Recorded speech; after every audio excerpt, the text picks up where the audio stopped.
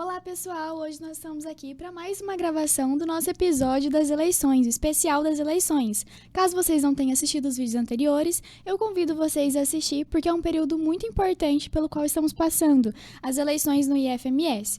E aí nos outros episódios a gente está entrevistando os candidatos à reitoria e os candidatos à diretoria geral, então convido vocês a assistirem que está muito legal. E caso vocês não tenham assistido o episódio anterior e não saibam, sou eu, Camila e a Maria Rita que estamos apresentando esse especial. E hoje nós temos mais uma candidata à reitoria aqui. Pode isso no IF, Maria? Pode isso nas eleições, galera. E falando nisso, quem que nós trouxemos aqui hoje, Camila? Eu vou deixar que ela se apresente para vocês. Eu sou Elaine Cassiano, estou aqui, agradeço muito ao convite, Camila, Maria Rita e todas as pessoas da produção aqui desse jornal. Bom, eu sou Elaine Cassiano, sou mulher, sou mãe, vó, esposa, né? Irmã, tenho 48 anos e estou participando dessa candidatura ao cargo de reitora do Instituto Federal de Mato Grosso do Sul. A minha formação, eu sou técnica em contabilidade, né, com muito orgulho, sou administradora, tenho uma pós-graduação em gestão de pessoas, pós-graduação na educação profissional, mestrado, doutorado, né? Convido a olhar o meu Lattes, né? Porque a gente tem bastante experiência aí e o tempo é exíguo. Mas uma questão que eu gostaria de falar, viu, Camila e Maria Rita, que julgo ser importante, é a questão da minha experiência em gestão, né? Hoje, mulheres não têm tanto reconhecimento em alguns cargos, né? Mas eu fico muito feliz de ter sido eleita na instituição. Tivemos um problema muito sério do planeta, que foi a pandemia, né? Onde nós conseguimos avançar muito no Instituto Federal, mesmo com a pandemia. Mas sempre lembrando que eu sozinha não faço nada. Para isso, a gente tem que ter uma equipe e pessoas comprometidas com a educação profissional. Com certeza. A gente nota essa dificuldade que tem entre as mulheres, assim, serem reconhecidas em cargos, né, mais elevados, bem dizer, né, que a gente vê que isso, querendo ou não, é predominante ali os homens, mas a gente fica muito feliz, a gente tem uma representatividade muito grande ali dentro do IF. Mesmo sendo pequeno, né, nós conhecemos mulheres incríveis que trabalham dentro do IF. E a gente também nota essa dificuldade da pandemia, né? Porque o IFMS eu vi que foi um grande diferencial mesmo durante esse período. Também parabenizo os professores que foram muito competentes durante esse período, porque mesmo na pandemia, mesmo todo mundo doente, cansado de ficar em casa, a gente teve aulas síncronas, né?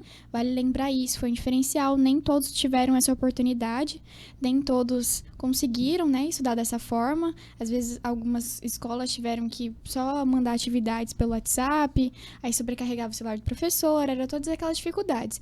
E o IFMS, o que ele fez? Aula pelo Google Meet, onde o professor estava ali, ao vivo, né, passando as aulas pra gente, e a gente acompanhando, aprendendo. Então, assim, mesmo com tudo, com todo aquele período difícil, a gente se dobrou, desdobrou e deu uma forma ali de estudar, né? Sim. Parabéns por isso também. Com certeza. E eu fico muito feliz pelo seu reconhecimento, né? Do servidor público, né, que fez essa entrega. E gostaria de destacar também para os nossos ouvintes que das 41 instituições da rede federal, 2 não pararam, né? E uma delas foi o IFMS. Quando a gente tomou essa decisão no colegiado, lá no Conselho, dia 18 de março de 2020, que eu convoquei o Conselho, e foi dia 6 de abril que nós tivemos a reunião, não foi uma decisão muito fácil, né? Foi uma decisão muito delicada, mas nós conseguimos avançar porque nós discutimos com a comunidade, né? E foi uma decisão coletiva presidida por mim, enquanto presidente do Conselho do Instituto Federal de Mato Grosso do Sul e os conselheiros. Que coisa boa, professora. Mas agora, nesses primeiros minutos iniciais, a gente quer conhecer mais a Elaine. Quem é a Elaine como mulher, como esposa? Como foi sua vida na infância ali, na sua adolescência, no seu ensino médio, sua escola? Todos esses pequenos detalhes para a gente conhecer melhor a Elaine primeiro, antes da gente conhecer a candidata Elaine, a reitora Elaine. Isso, então pode nos contar um pouquinho sobre a sua vida. A senhora falou que é mãe, que é avó, que é esposa. A gente quer saber quem é essa Elaine. Que bom. Não tenho muito hábito de falar sobre a Elaine, né? Enquanto esses papéis mais pessoais, mas para mim eu tenho muito orgulho, né? Comecei a trabalhar com 14 anos. Como eu disse, eu tenho 48 anos, né? Então, com 14 anos, eu tive um detalhe familiar onde eu tive que estudar durante a noite e trabalhar durante o dia. Então, foi um momento bem delicado, foi no 8º ano, né? Eu estava no 8º ano. Na época, não tinha o 9º ano ainda. E também não tive opção para fazer um outro curso. Eu fiz curso de técnico em contabilidade porque era o que tinha vaga na época, né? As mães sempre sonhavam que nós fizéssemos magistério, né? A gente teve a professora Josi que falou isso. Muito, muito legal. E eu acho que fiquei muito feliz que não tinha vaga no magistério. E só tinha vaga, e nem do propedêutico, que só tinha vaga no técnico em contabilidade. E assim foi eu estudar no técnico em contabilidade. Me reconheci, né, no escritório modelo, que era a máquina de escrever na época, né, e aprendi muito nesse técnico em contabilidade. Comecei a ver o mundo de outra forma e ganhar o meu dinheiro, né? E até ajudar em casa, porque meu pai teve um probleminha e eu tive que ajudar a minha família. Eu sou caçula de 9 irmãos. Nossa. Nós somos em 6 mulheres e 3 homens, né? Fui criada num lar maravilhoso, mas predominantemente machista, né? Que era muito comum na época, né? Sim. Então, minha mãe era uma pessoa muito sábia, mas muito batalhadora. Lavava roupa para fora, né? Para ajudar o meu pai, e meu pai era carpinteiro. Então, meu pai construía casas de madeira, que eu sou apaixonada hoje por madeira. Fiz até um curso de marcenaria. Mas, e nesse lar... Quando eu sempre gosto de falar, né, que quando eu nasci, meu pai achou que eu era menino, né? Ele queria que eu fosse um menino, né, para ajudar, que era toda uma vivência na época. Mas aí veio Elaine, né, linda, maravilhosa. Fui chamada de Simone, até o meu pai não sabia, não foi me registrar. Isso foi uma coisa muito interessante. Foi me registrar e esqueceu qual era o nome que minha mãe queria me colocar. E colocou o meu nome de Elaine. Era para ser Simone, meu nome. E ele só lembrava do nome do menino, né? Nossa. Então, acho que uns 2 meses, 1 mês e meio, eu fui chamada por Simone, mas aí no registro era Elaine. Mas, enfim, não o culpo, né? Isso é estrutural. Sempre morou comigo, meu pai, muito tempo. Então, assim... sempre tive uma relação com ele muito positiva, porque eu entendi, né? Imagina 9 filhos. Camila, né? Já é difícil 1 hoje, 2 hoje, então 9 filhos. E nesse lar eu cresci, né? E minha mãe, quando eu fiz 15 anos, ela disse assim que queria que eu fosse a dona da casa e não dona de casa. Não entendi muito bem, né? O que seria isso, né? A dona da casa e não a dona de casa, né? E o único caminho que minha mãe me mostrou foi o estudo para que isso acontecesse. Também não tenho problema nenhum. Estudava de manhã, trabalhava no Banco do Brasil à tarde e na Caixa Econômica à noite. Saía porque hoje todos os processamentos dos bancos são feitos por nós, mas antigamente não. Todo o processamento de dia era feito à noite pelas pessoas que digitavam e faziam o processamento. Eu era uma delas, né? E com 19 anos eu conheci o meu esposo, né? Mas antes disso, 16 anos eu passei no vestibular, 16 anos passei no vestibular na UEM. Meu sonho aí. Para psicologia. Muito bom. Meu Deus. Cheguei para minha mãe e falei, mãe, eu passei em psicologia, né? Ela falou, tudo bem. Falei, então, e aí? Não, filha minha só sai de casa casada, né? E você morava onde nessa Eu época? morava aqui, a minha avó morava em Eldorado, aqui no Mato Grosso do Sul, Uhum. e minha mãe morou um tempo ali, e aí a gente foi para Umuarama, né? Ficamos em Umuarama. E aí você prestou o vestibular lá? Prestei em Maringá com a família de uma amiga nossa. E fui junto com eles, porque antes era tudo muito presencial, era muito delicado, Na né? época a prova já era somatória, como Já. é hoje? Já. Só que não tinha cartão de resposta, não tinha toda essa tecnologia, demorava o resultado, demorou uns 40 dias para sair o resultado. E aí eu conheci o meu esposo, né, Reinaldo, com quem eu divido a minha vida durante esses 27 anos de casado, né, que nós estamos juntos. E é até uma coisa inusitada, já que vocês querem saber de mim, né, eu conheci o meu marido, eu namorei, noivei e casei e vi ele pessoalmente só 7 vezes. Nossa. Ele morava em Rondonópolis e eu morava em Umuarama. E em 1 ano e 5 meses. E nós, hoje, dia 24 de dezembro desse ano, vai fazer 28 anos que a gente está junto. Uau. Então, eu acho que toda relação ela precisa de cumplicidade, de amor, de tudo. Mas isso a gente namorava por carta, né? Telefone era caro, eu não tinha telefone fixo e nem ele. Então a gente namorava mais por carta, né? E hoje eu vejo as cartas que eu escrevia para ele e mostro para os meus filhos. Mas casei com 20 para 21. Esperei 6 anos para ter Ana Beatriz. Ele foi de Rondonópolis para Umuarama? Não, eu casei no dia 24 de dezembro de 1995 e dia 26 de dezembro a gente pegou um ônibus e foi embora para Rondonópolis juntos, né? Sim. Eu fui para lá. Ele já tinha um trabalho muito bom, ele trabalhava no Banco América do Sul, então já tinha uma certa estabilidade, né? Então a gente preferiu começar a vida lá.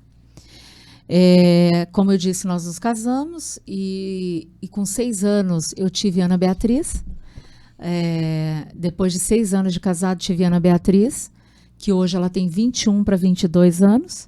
Depois, com 33, tive o Arthur Monteiro, que é jogador de vôlei, né? Muito bom, por sinal. E tem 15 anos o meu filho. E Ana Beatriz, em 2019, ela estava namorando e ela engravidou. E teve a minha neta, Maria Gabriela, que é a minha vida, né? A nossa vida, né? Que veio para dar uma sobrevida para o meu esposo, que o meu esposo tem alguns problemas de saúde, mas deu uma sobrevida para ele e para nós também, né? Então, é a nossa riqueza, como diz o Arthur, né? Que coisa legal, que história bacana, né? De vida. Tudo certinho, 1 ano, 1 ano e 5 meses namorando, casado, noivou, casou. Que legal. E hoje tem uma filha, um neto. 2 filhos. 2 filhos e uma neta. E quando a senhora começou Show. a entrar no IF, assim, quando começou porque faz muito Claro. tempo que tá no IF? Eu tenho 12 anos de instituto, mas antes do instituto, como eu disse, eu fui para Rondonópolis, né? Em Rondonópolis, eu comecei a trabalhar no Sebrae, fiz um processo seletivo antes do meu casamento e aí, dia 16 de janeiro, eu comecei a trabalhar no Sebrae. Participei de um processo seletivo, 23 pessoas, e eu fui selecionada. Trabalhei 2 anos e meio no Sebrae e fui para uma empresa depois do Sebrae. Essa empresa, ela tinha, à época, 400 funcionários. Ela é do agronegócio, antiga Sementes Adriana, lá em Rondonópolis, e hoje Grupo Ato, uma das maiores empresas de sementes hoje do Brasil. Semente de soja, milho, né? E lá comecei a minha carreira, né?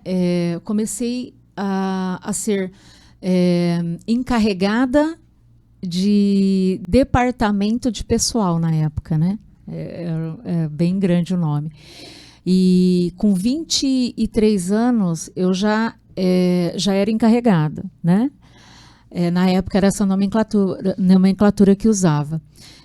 E aí também ajudava na contabilidade, porque no Paraná, na época que eu estudei, que eu trabalhava lá, trabalhei com um japonês que me ensinou a fazer contabilidade de lucro real, né? E quase ninguém fazia. E nessa empresa eu ajudava também. Tinha o CRC, que é o Conselho Regional de Contabilidade, e também assinava pela contabilidade de uma das empresas. Muito interessante a pergunta de vocês, porque eu comecei a trabalhar muito nova e isso me deu uma sustentabilidade muito grande, né? Então, a minha carreira mesmo, ela começou com 14 anos, né? Uhum. E sem você estudar, e tudo nos livros, né? Não tinha facilidade de fazer curso, né? Uhum. Então, a gente comprava um livro, lia o livro, aplicava na prática, né? Era muito legal isso. E ainda hoje faço as minhas leituras e utilizo muito as minhas leituras para as práticas. E trabalhei durante 20 anos antes de entrar no agronegócio. No agronegócio antes de entrar no Instituto Federal. Assumi o concurso em Coxim, né? Em Coxim. E na época, a reitoria precisava de uma pessoa para poder... que tivesse conhecimento, além de trabalhar na empresa durante o dia, eu dava aula à noite, desde 2002, né? Dava aula para graduação e pós-graduação em Rondonópolis. Então, isso me deu uma bagagem muito grande. E aí fiz o concurso, passei em primeiro lugar. Deu aula assumi... do quê? Deu aula do quê? A minha formação é administração, então eu dava aula de... matemática financeira, que eu gosto muito, dava aula de organização, sistemas e métodos, também gestão da produção, enfim, várias... Qual que era a faculdade que a senhora dava aula, professora? Chamava Unir. E o meu esposo também trabalhava nessa faculdade, né? Tinha 3 mil alunos nessa faculdade. Nossa, Uhum. que show. E aprendi muito. Trabalhava durante o dia e durante 3 dias da semana eu dava aula à noite nessa faculdade. E gostava dessa parte da docência? Olha, Maria Rita, durante o dia era muito difícil, muito trabalho, era uma responsabilidade muito grande, né? E aí à noite eu me encontrava, né, nas aulas. E chegava em casa, 5h40, já tomava um banho. Às vezes nem dava tempo de tomar banho e já ia para a universidade para poder dar aula. E às vezes as minhas amigas, as minhas vizinhas, né, iam lá bem na hora que eu tinha que sair, né? Era muito engraçado e era muito gostoso também. Mas eu nunca consegui avançar sem uma rede de apoio. Os meus filhos foram muito bem cuidados, né? Não por mim. Porque eu nunca fui uma mãe tão assim, de trocar, eu sempre tive pessoas que me ajudavam nisso. E ótimas pessoas. Eu tive sempre muita sorte de pessoas que trabalhavam comigo, que sempre foram muito respeitosas. E eu também, para com elas, né? Sempre fui uma pessoa que... nunca tive problema com ninguém que trabalhou comigo na minha casa. Durante 12 anos, uma pessoa trabalhou comigo em Rondonópolis, aí depois foi uma mais 9. Aí, hoje, eu tenho a minha melhor amiga, que se chama Fátima, né? Que me ajuda, e ela está comigo desde o primeiro dia que eu pisei em Campo Grande. Nossa, que história bacana sobre isso. E aí a senhora começou tava dando aula nessa Unir, né? Nessa Unir, faculdade. E aí entrou, a reitoria precisava de um cargo?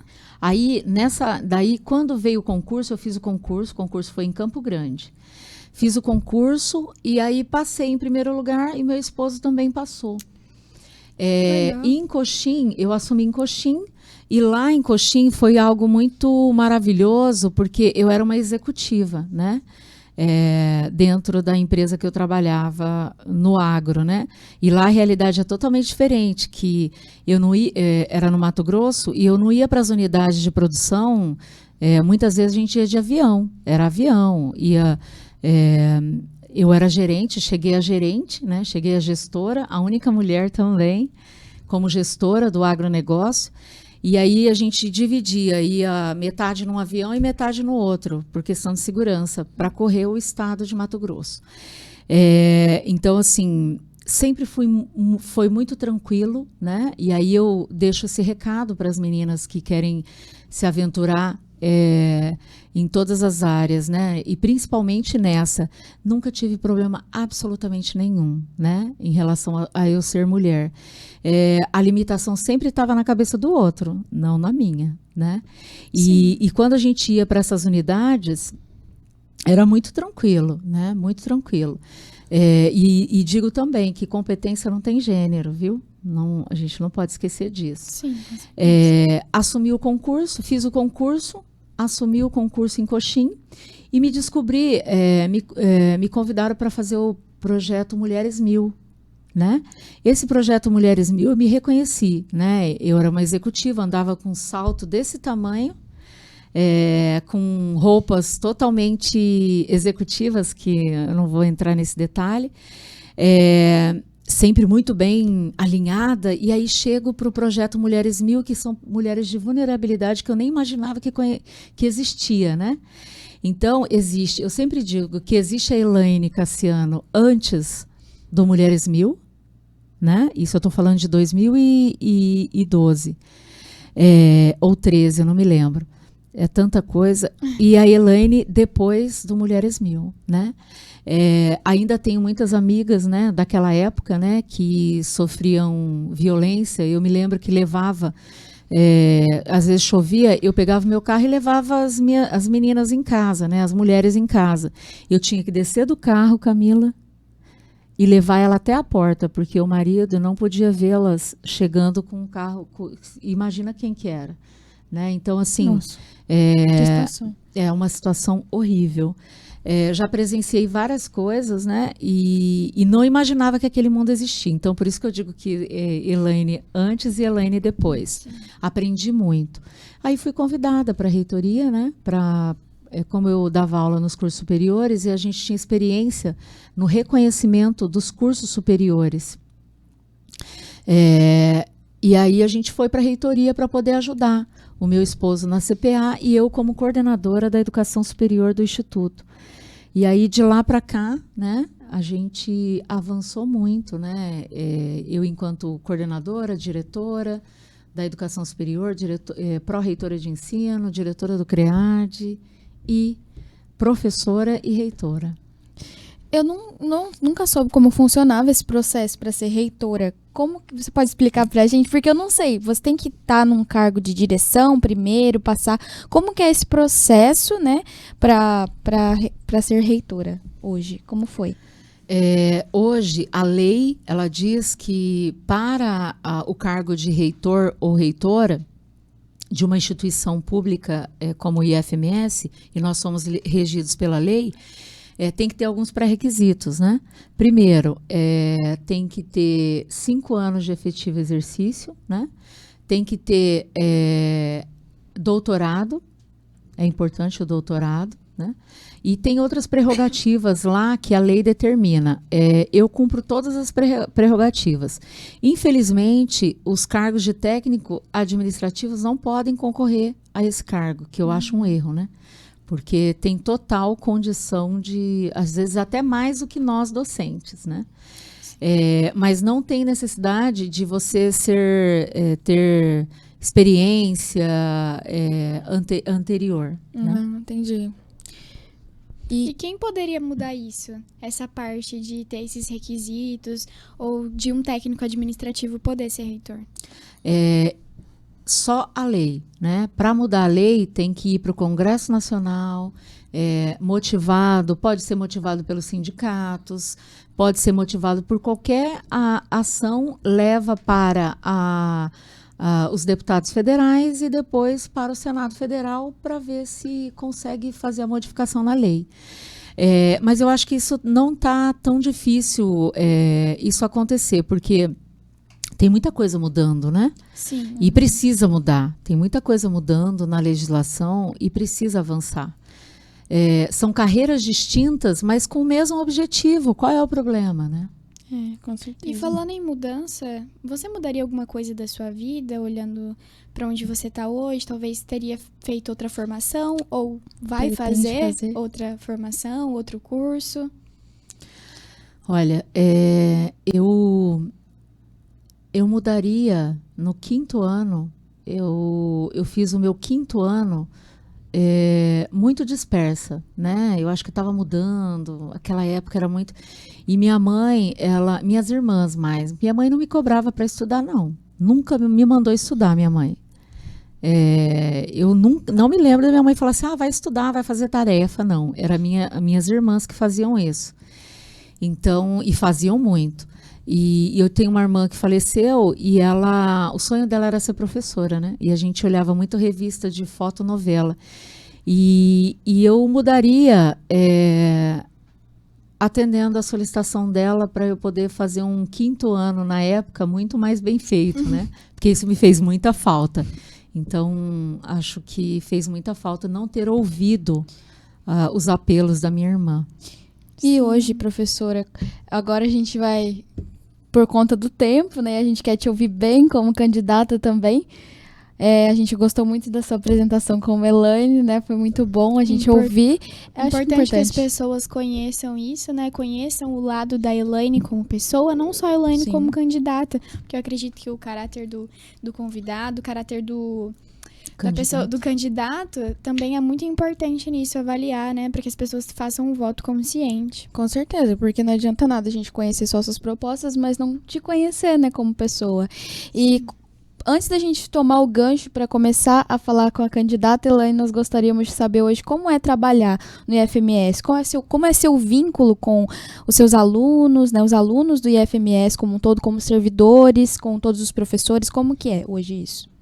Camila, hoje eu dou aula na pós-graduação, eu não parei de dar aula, né, mesmo ocupando um cargo de reitora, desço do avião na quinta-feira, como um salgado no posto lá perto do campus e vou dar aula, né?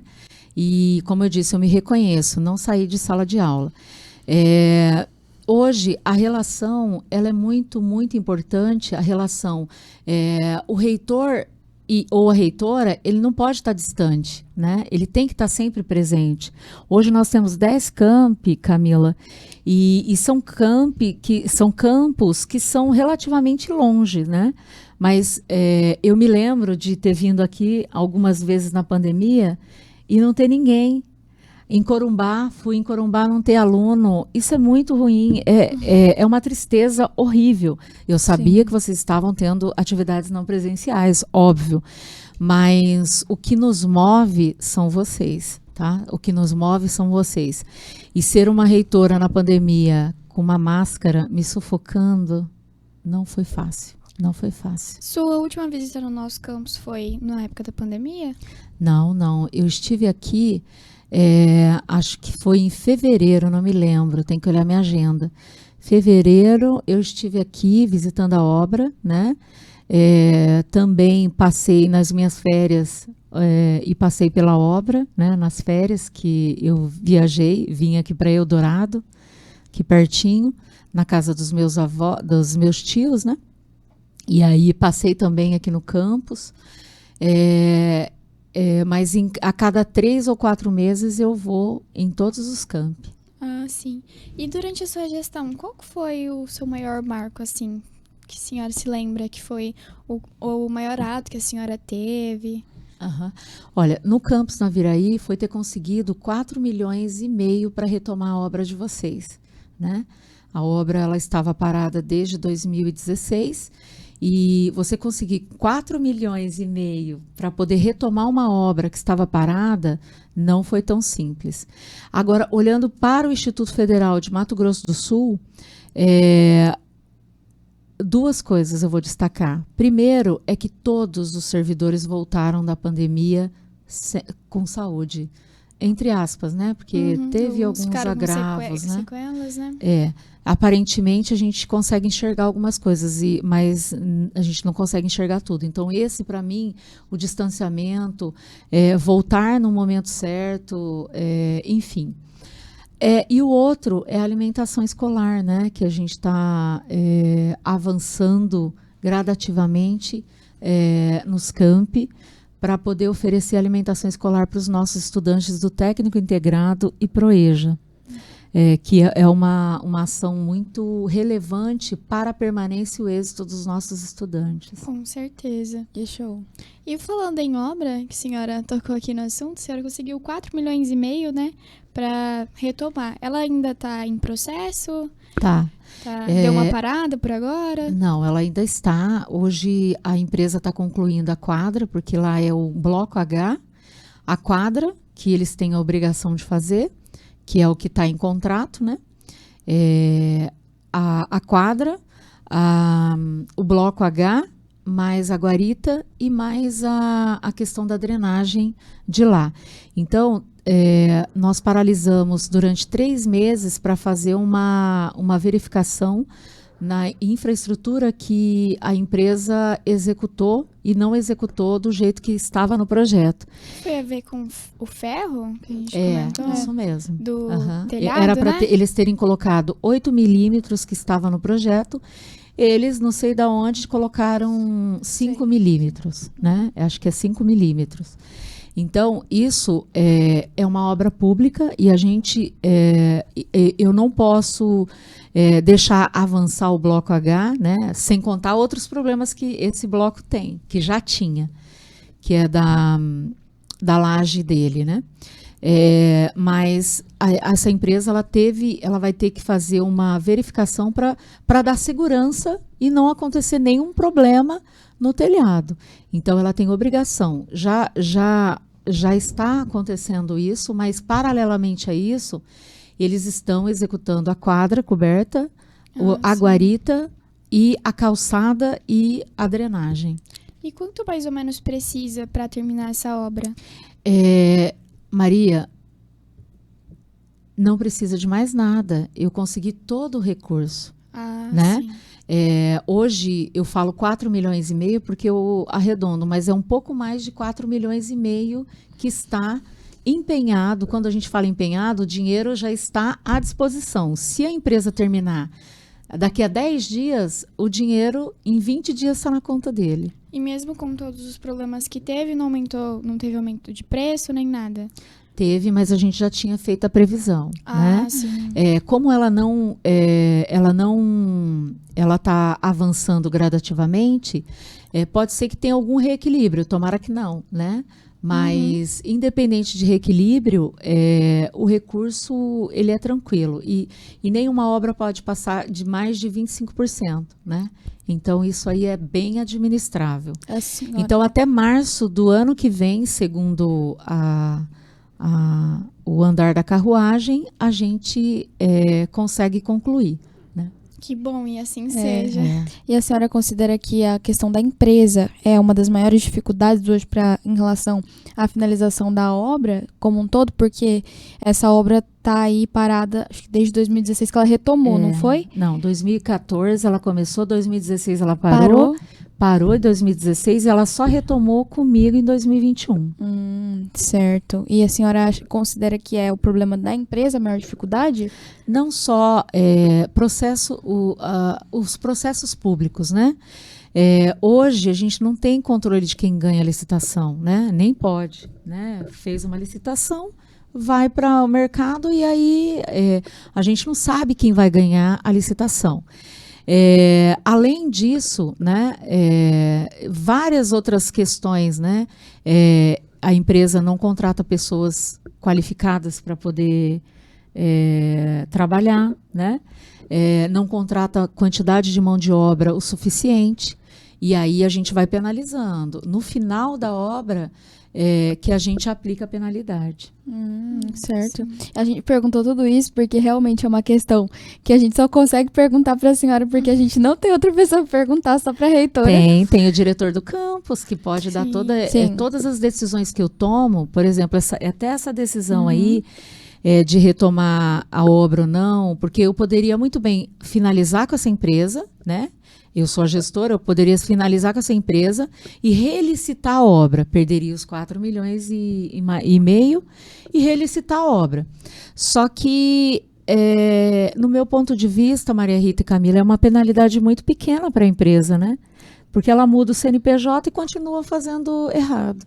Então, a gente tomou uma decisão, né, em reunião coletiva, junto com os diretores daqui do campus, junto com a procuradora, e mais a engenheira, que é responsável, né, que é a nossa diretora de engenharia, Nayara, e mais o Murilo, que é o fiscal da obra aqui.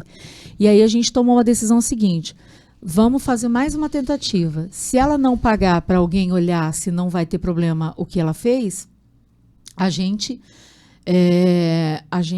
rompe com essa empresa e bola para frente, vamos relicitar. Ou fazer um novo bloco ali, que eu tenho vontade de fazer um outro bloco ali. Só que aí nós tomamos uma decisão. Enquanto ela continua quadra, pelo menos a quadra vai entregar. A guarita vai entregar e o projeto de drenagem vai entregar, né? Mas enquanto isso não acontece, eu autorizei R$614 mil para o campus comprar salas modulares, dois laboratórios, acho que até não é 614, acho que é um pouco mais, porque eu autorizei 614, só que aí eles preferiram 2 laboratórios e uma sala de aula. Aí ficou um pouco mais caro, eu não me lembro exatamente, mas 614 mil já estava autorizado para poder implantar, e isso, 120 dias, a empresa já monta a sala modular lá, para ajudar nos cursos das agrárias, né, que é extremamente importante. A gente teve, né, no primeiro dia de aula, uma reunião para conversar em relação à obra, não só a obra do prédio, né, que a gente tem, o IF mesmo, mas também do que a gente está sendo cedido lá Na verdade, foi o que está sendo cedido a reunião, né? Isso mesmo. Mas, assim, sempre a gente busca essas informações, mas essa é uma dúvida que muitas pessoas perguntaram, né, para perguntar para a reitora. Vocês têm Grêmio? Não. Então, tem que ter Grêmio. A minha gestão, a gente fortaleceu e hoje nós já temos mais de 6 grêmios instituídos. Então, eu motivo os estudantes que estão me ouvindo, porque o Grêmio, ele... Desculpa, cortei você, Maria Rita. Você me desculpa? Posso continuar?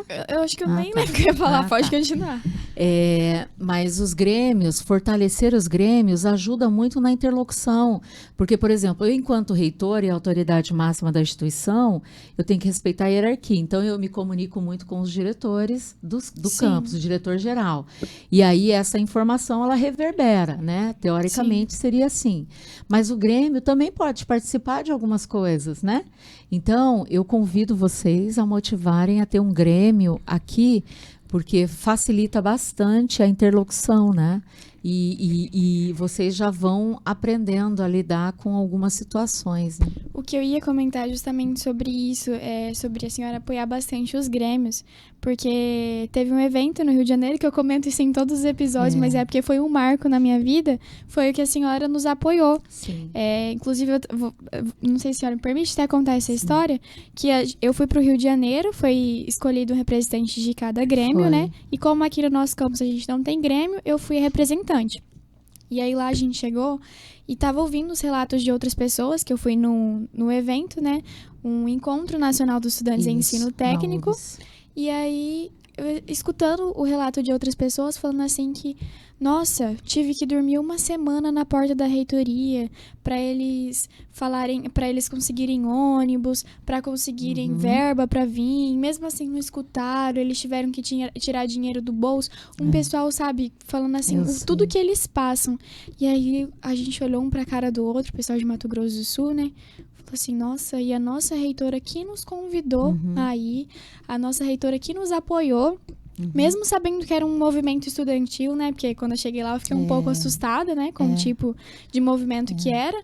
Só que a gente falou coisas boas dos nossos institutos, sabe? Foi ali um debate bom.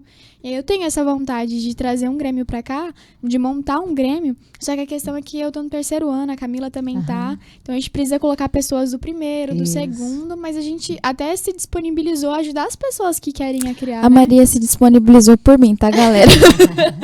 Confesso que a gente abraçando o mundo. Mas o que importa é ter esse espaço, porque olha o legado que você vai deixar, que eu também vou deixar. estou deixando, porque não é brigar, entende?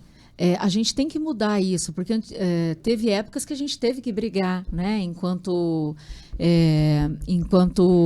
Grêmio, mas é espaço de diálogo, de discussão. Sim. Eu sempre digo o seguinte, que você não precisa gritar, você não precisa... Não, é só falar, porque vocês serão ouvidos, ou serão os ouvidos e a boca de centenas de estudantes, né? E para a gente falar com até o diretor-geral do campus, né? Para falar com todos os estudantes é muita coisa. Então a gente concentra no Grêmio. E hoje eu tenho muito orgulho de dizer que o Matheus Jardim, né? Hoje ele estuda na UFMS e ele faz administração, né? Foi uma pessoa que eu contribuí muito com o Grêmio daquele campus na época que eu estava em sala de aula, e hoje ele também é uma liderança no Brasil, né? E começou onde? No Instituto Federal.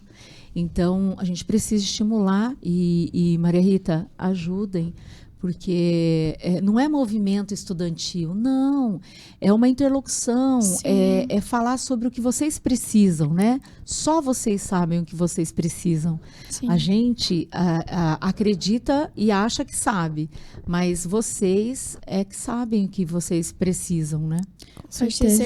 E fui num determinado campus, há um tempo atrás, e falei, não, eu quero ter uma reunião com o Grêmio. Cheguei na reunião, dos 8 questionamentos que eles me trouxeram, nenhum cabia a mim, era o campus, entende? Então a gente pode estimular e ajudar também a resolver alguns problemas, né? Sim. E pode ter certeza que foi muito marcante para mim. Nossa, Ju, um beijo. Inclusive a Ju perguntou se a senhora ia vir no podcast. Que legal. Amo muito ela, foi muito importante sim essa viagem para mim. Que bom. E eu acredito que eu consegui trazer muita coisa aqui pro nosso campus e eu acho que esse Grêmio vai ser uma das nossas próximas atitudes por aí. Com certeza. E o ano que vem a gente vai abrir também novamente, né? Mas é importante que os grêmios estejam instituídos para dar legitimidade, né, na ação, né? Sim. Isso é importante. Professora, uma pergunta agora.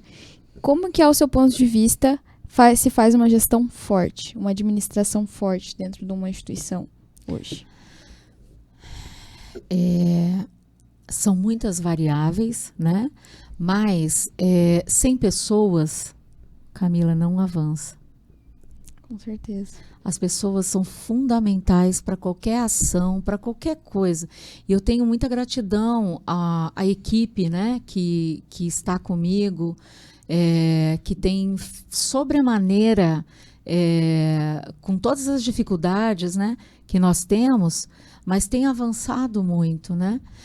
Por isso que eu falo, tem que defender o servidor público e o serviço público, né? Em todas as profissões temos bom ou ruim, mas eu tenho muita sorte de ter pessoas. Então, para uma gestão eficaz, e aí eu queria deixar um recado para vocês, aproveitar nesse momento, né? Um bom líder, um bom gestor, ele nunca diz que é ele que fez. O singular, ele não existe. Ninguém gosta de trabalhar com uma pessoa que fala, eu fiz, eu aconteci, É horrível isso. Sim. Agora, quando você usa o nós, as pessoas se sentem parte, né? Sim. E isso eu aprendi com 28 anos e até hoje eu não esqueço. Ninguém gosta de gente que, foi eu que fiz, né? Ou se apropria de uma coisa que o outro fez, né? E não dá a o devido mérito, né? Igual você vai fazer um artigo ou vai fazer um trabalho, o professor fala, quem que falou isso aí? Cita. Qual é o problema de citar, né? Sim. Então, cita quem fez. Então, eu acho muito importante isso. Professora, a senhora falou uma coisa muito interessante, que foi essa questão de citar, né? A gente tem um grupo de projetos, né? Um grupo de iniciação científica, que é eu, entre outros meninos aí, o João, o Pedro, a Gabi. Aí a gente sempre se ajuda nos projetos, né? Não é tipo, eu faço. Aí quando a gente vai apresentar, é muito engraçado. Porque eu falo pro professor, não sei falar, eu fiz tal coisa. Porque eu vou apresentar, nós fizemos tal. Porque eu não consigo falar que foi eu que fiz. E a gente tem que, por exemplo, um trabalho lá tá sendo representado por mim. No caso ali, a gente tem que falar que foi eu fiz, né? E é muito difícil pra mim. Porque eu acostumei a falar, nós fizemos tal coisa nessa parte. Você já tá meio caminho andado, né, minha linda? Muito bom. Graças a Deus. E isso vai te ajudar ou na universidade, né? Que eu não sei qual é a sua... Ou em alguma empresa que você for trabalhar, né? Sim, sim, isso ajuda muito. Em qualquer lugar que você tiver. Trabalho em equipe é a chave para o sucesso. E agora nós falamos, na verdade, que íamos passar para as perguntas da eleição, né? E a gente acabou falando da estrutura dos nossos campos, mas é porque isso é algo que os alunos querem saber muito. Sim. Inclusive, a gente fez uma caixinha de perguntas no Instagram para que as pessoas pudessem passar perguntas para a senhora. E a maioria das questões é sobre isso. Então, por isso que a gente queria tirar as dúvidas para deixar claro tanto para os servidores, quanto os estudantes, quanto os pais também que nos assistem. Mas agora vamos voltar a falar da eleição. E como primeira pergunta, a gente quer saber, na sua visão, o que um reitor faz? Qual é o papel dele? Porque, assim, a gente está entrevistando aqui as pessoas, os candidatos a reitor e os candidatos à diretoria geral, e a gente sempre fala, candidato a reitor, candidato à diretoria geral. Tá, mas o que é isso? Qual o papel dele dentro da instituição? Por que é tão importante pra gente? Muito oportuna a sua pergunta, né? Quando eu assumi dia 5 de dezembro, que eu fui nomeada de 2019, eu fiquei me perguntando também, né? E daquele dia em diante, Maria Rita, eu fiz um compromisso com a comunidade de, no meu Instagram, publicar um monte de coisa que eu fazia. Né? Fico na fila lá do Congresso Nacional para conseguir dinheiro para o Instituto. Marco lá que eu tô lá. Porque às vezes as pessoas acham que são tudo flores, né? E não são. O cargo de reitora, vou falar reitora porque eu sou a reitora, né? Sim. O cargo de reitora, ele tem que ter uma presença muito grande política. Nós não éramos reconhecidos no âmbito dos políticos e de vários locais. Era sempre a UF, com todo respeito, são nossos co-irmãos e são nossos parceiros também, a UEMS, a UFGD e o IFMS nunca. Hoje não, hoje nós estamos no radar. Então, dar visibilidade para a instituição. Eu fui a primeira presidente mulher do Conselho de Reitores, onde eu presidi o CRI, que é o Conselho de Reitores, aqui do estado de Mato Grosso do Sul, e eu senti muito isso, né? Senti demais isso. Por que eu me refiro a essa questão? Porque o dia a dia não é só burocracia. É muito mais interlocução, conversas, diálogo. Quando eu falo que a pandemia me prejudicou e prejudicou o planeta, mas assim, eu ia conversar com uma pessoa, eu estava de máscara, né? Sufocada. Foi muito difícil essa época. Mas mesmo assim a gente conseguiu avançar muito na instituição, né? Além disso, o papel político, ele é muito importante, e aí eu sempre digo que o meu partido é a educação e a minha ideologia é o IFMS, tá? Por quê? Porque eu converso com o senador Nelson Trade, que manda recurso para nós, a senadora Soraya Tronic, que manda recurso para nós. A gente tem uma interlocução, quando eu digo a instituição, tem uma interlocução com a Tereza Cristina, muito grande também, que é a senadora. Sim. Todos os deputados federais, tá? Com exceção de 2 que assumiram, que eu ainda não tive a oportunidade de conversar com eles. Mas o líder da bancada, né, federal, e foi assim que a gente conseguiu avançar. Então, tem um papel político muito grande, e administrativo também, só que não de ficar fazendo coisas, e sim orientando e avançando para poder que as coisas aconteçam, que o auxílio caia na conta do estudante, que o pagamento do servidor também caia na conta do servidor, que as compras elas sejam feitas, as ações aconteçam, né? Que show. A gente gostaria também agora de saber outra coisa, além do papel de reitora que a senhora já falou que exerce, além de exercer também que é para a senhora, gostaríamos de saber por que a senhora decidiu se recandidatar, né? Decidiu aí ter essa retomada, novamente um próximo governo agora, né? De coisas novas, manter as coisas antigas também, né? Coisas boas. Por quê? Essa é uma resposta super fácil. Primeiro, que eu amo fazer gestão, né? Eu amo trabalhar fazendo com que as coisas aconteçam mesmo, né? Não colocar no papel, não. É materializar o que eu coloquei no papel e colocar em prática. Segundo, eu até pensei, falei, puxa, vou me candidatar novamente, né? Mas a pandemia me prejudicou muito, Camila. Eu não tive a oportunidade, apesar que a gente fez muita coisa, até mais do que eu tinha me comprometido, né? Agora, a pandemia me prejudicou muito. E o antigo governo, ele também disponibilizou pouco recurso para a educação, né? Mas mesmo assim, eu consegui 28 milhões de extra orçamento para poder avançar as atividades de vocês nos 10 campi e na reitoria. Ou seja, eu senti a necessidade de continuar e finalizar. A gente precisa de auditório, a gente precisa de refeitório, a gente precisa cobrir todas as quadras. Hoje só falta uma quadra para a gente cobrir, que é de Corumbá, que a gente licitou 3 vezes a obra. 3 vezes a obra, agora que vai dar certo. 2 empresas abandonaram, então só falta essa obra aí para a gente avançar e cumprir com o que eu me comprometi e ajudar o Instituto no avanço do Instituto.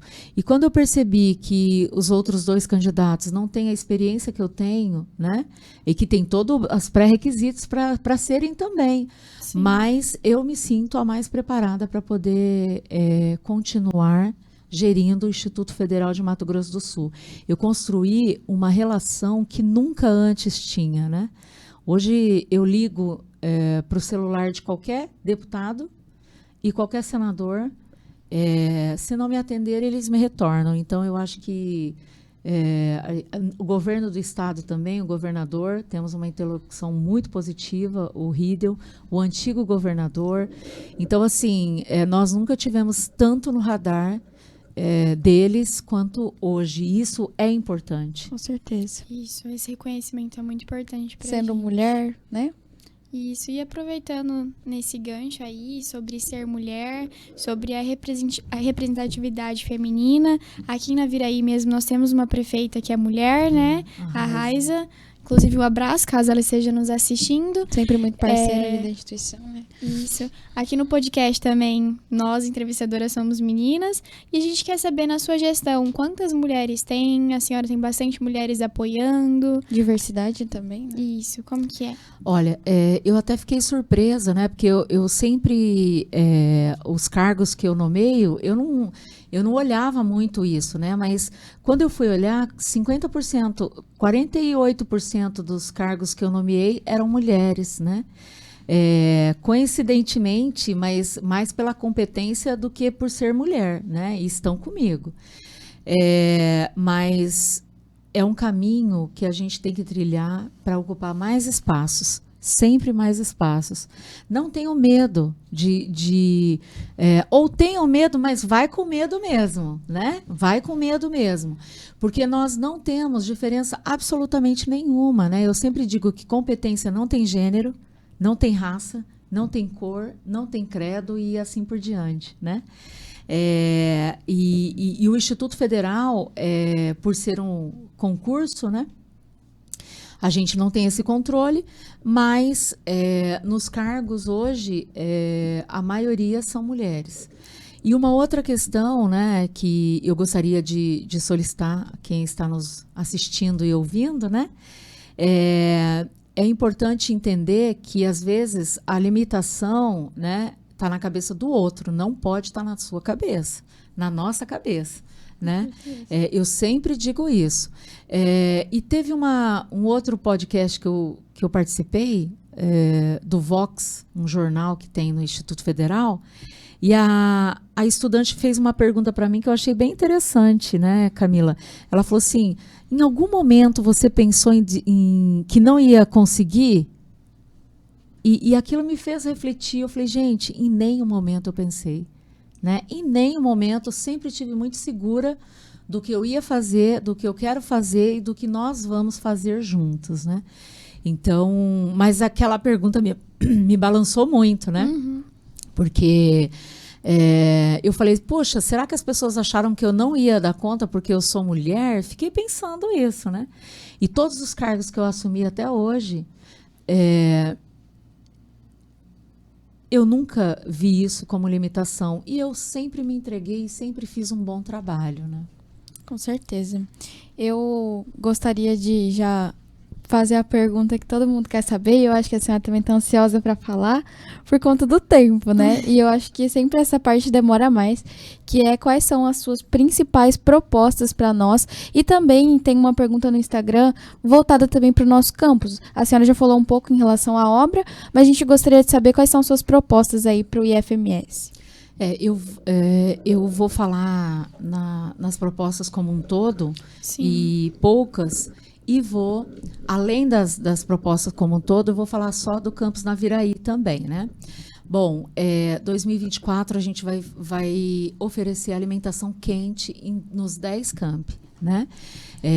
Isso é um compromisso que nós temos. A alimentação que a gente está oferecendo, que é a fria, ela é importante, ela é bacana, mas é necessário fazer a alimentação quente.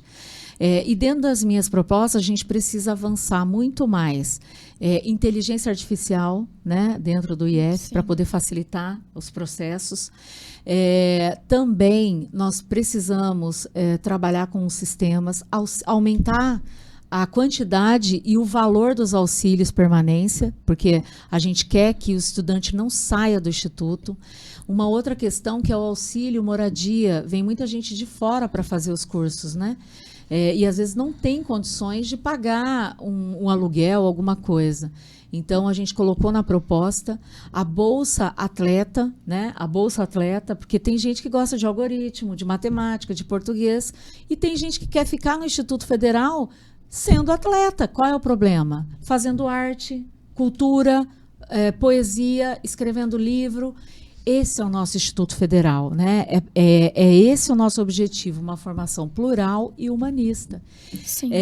Também, dentro de todas as propostas, que a gente tem muitas questões que tem que se avançar, mas para os estudantes, mais ambientes adequados. Por exemplo, o Rami Stebit é algo que ele vai ficar para o Instituto Federal. Ele vai ser doado por 20 anos para o Instituto Federal. E isso foi várias reuniões junto com a SED, que é a Secretaria de Educação, junto com o secretário Hélio, a antiga secretária de Educação, a secretária de Educação do Estado, e hoje é o Hélio Dyer, e o governador. Então, é um compromisso do governador do Estado, né, juntamente com a RAIS aqui, e para a doação do Rami Stebit.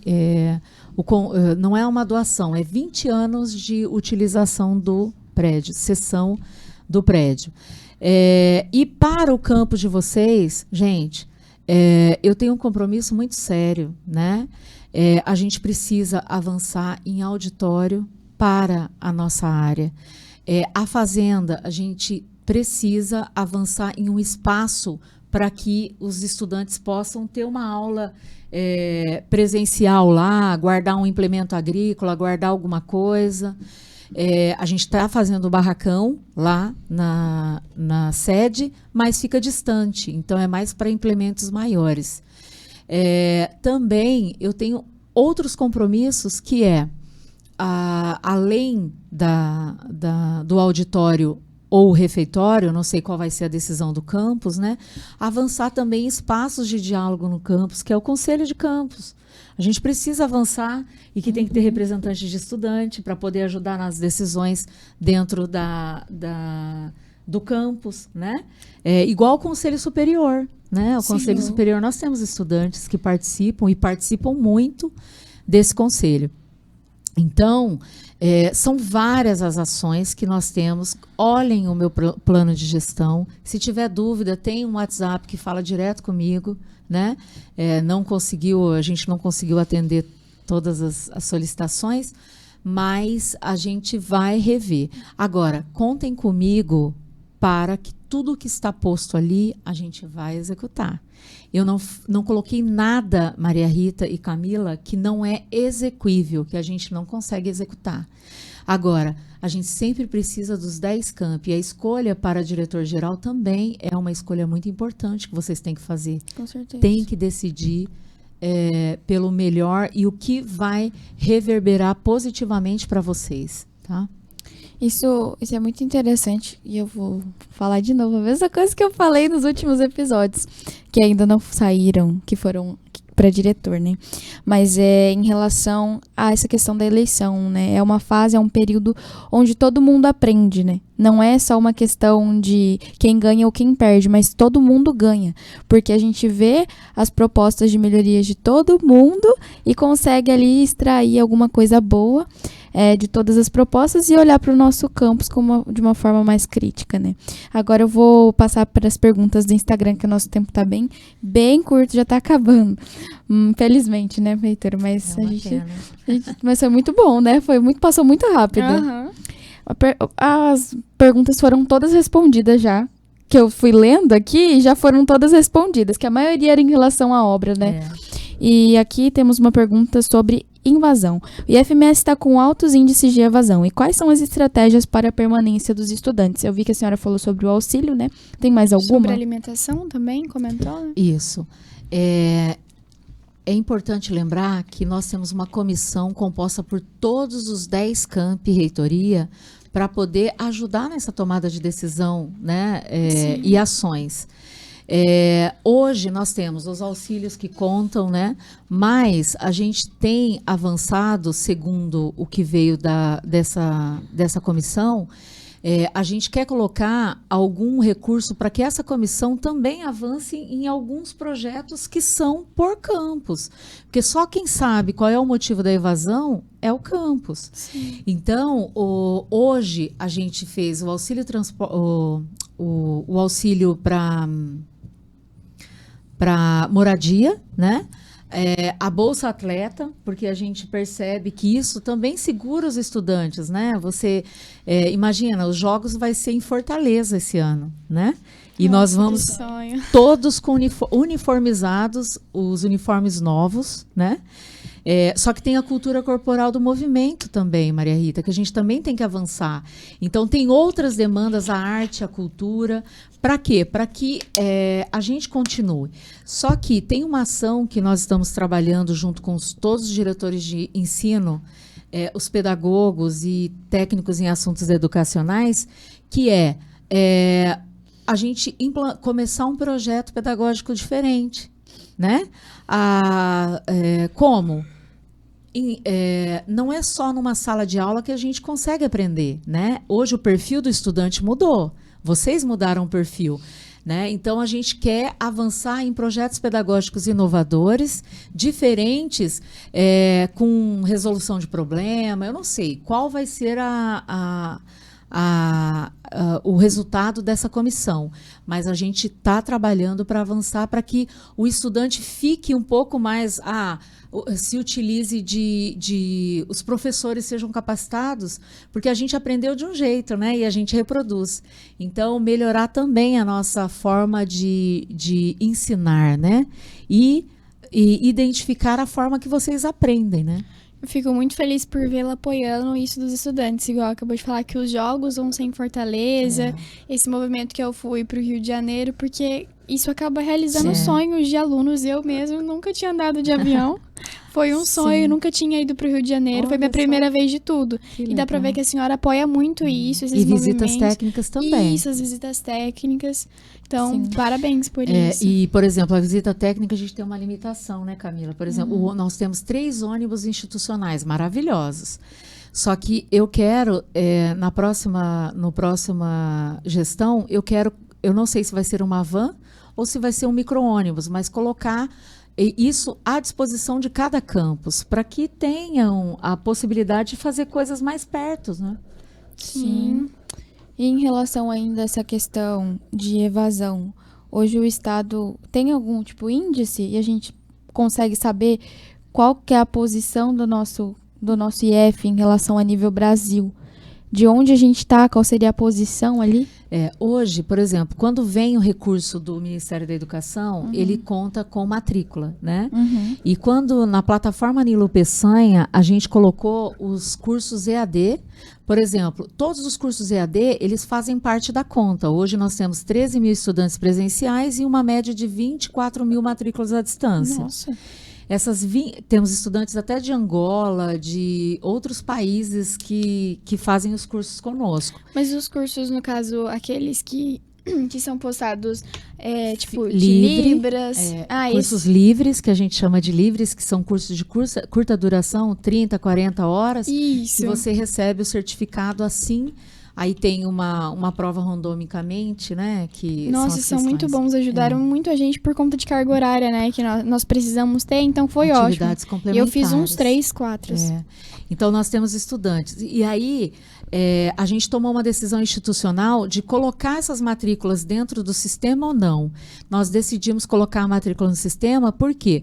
Porque tem alguns campi que não tem tanto estudante. E aí os estudantes, as matrículas do estudante, vem mais recurso para a instituição. Outras instituições, o que eles fazem? E aí eu respeito, né? Eles não colocam, eles colocam só quem teve êxito. Sim. E isso não é interessante, no meu ponto de vista. Então, hoje, se a gente for olhar para o aspecto da plataforma Nilo Peçanha, nós devemos estar entre os 8º do Brasil. Agora, fora os estudantes da educação à distância, eu lembro, é uma decisão institucional, porque vem mais recurso para nós. Aí a gente melhora muito os nossos índices, né? Mas aí seria uma estratégia, né? Professora, infelizmente, nosso tempo agora findou-se, mas a gente tem sempre nossa pergunta. Nós fizemos uma perguntinha padrão para todos os convidados. Na verdade, todas são, né? Vamos deixar claro de novo. Isso, a gente tem que deixar claro que todas as perguntas para todos os candidatos são padrão. Só que essa é para todos os convidados mesmo que vem no nosso podcast, que a gente pede para você deixar uma frase, uma motivação aqui para os alunos, que nós somos o futuro do Brasil, né? Então, o que a senhora deixa de aprendizado pra gente aí? Maria Rita e todos que estão me assistindo e ouvindo, né? Primeiro eu quero que votem em Elaine Cassiano, dia 6 de setembro, né? Por todo o legado, por toda a minha experiência. Mas eu gosto muito, né, de uma frase que para mim é um mantra, né? Que diz assim, na hora a gente sempre esquece, né? Eu estou buscando o autor, Hermann Hemmings, que ele fala o seguinte, que é muito melhor alcançar triunfo e glória, mesmo se expondo às derrotas, do que formar fila com os pobres de espírito que nem fazem muito e nem discutem muito, do que viver na penumbra cinzenta, que não conhece nem a vitória e nem a derrota. Então, o que eu gostaria de deixar para as pessoas que estão me assistindo, e principalmente as meninas, né? Nós já somos vitoriosas, sempre. Agora, a gente não pode deixar outras pessoas se despontarem. A gente tem que ir, e se tiver medo, vai com medo mesmo, mas vai. Então, é isso. Dia 6 de setembro, eu gostaria muito que vocês respeito o espaço democrático, né? É um espaço democrático de aprendizagem, de aprendizado para nós. Venho sofrendo alguns ataques, algumas críticas dos outros candidatos, mas a minha proposta é propositiva e eu não abro mão de ser propositiva e de entrar nessa campanha com cabeça erguida e sair da campanha com cabeça erguida e vitoriosa, e não conheço a derrota. Eu quero a vitória. Obrigada. Que a limitação não esteja nas nossas mentes, não. né? E a competência não tem gênero, não tem raça, não tem cor e não tem credo. E a limitação está na cabeça do outro, não na sua. Nunca. É isso, então. Nós agradecemos muito por ter topado esse bate-papo, essa conversa. Acredito que somou muito para as nossas vidas, para as vidas dos estudantes que estão nos assistindo, dos pais, para que eles possam te conhecer e fazer um voto consciente, assim como eles puderam ter a oportunidade de conhecer os outros candidatos também. Muito obrigada. Sim. Nós agradecemos também a TV Mais, né, que cedeu esse espaço para a gente, nossa parceria com eles. Gostaríamos de pedir para que todos sigam nossas redes sociais, nosso Instagram, o mesmo nome, pode isso no IF. Gostaríamos também pedir para que todos sigam os nossos candidatos a reitores, a diretor, para que possam conhecer as propostas exatamente, um pouco melhor, né? Exatamente. De forma mais contraída pelo Instagram, mas também acessem o plano de gestão. Muito obrigada pela atenção, muito obrigada pela presença. Eu que agradeço profundamente vocês. E é isso, galera. Pode isso no IF?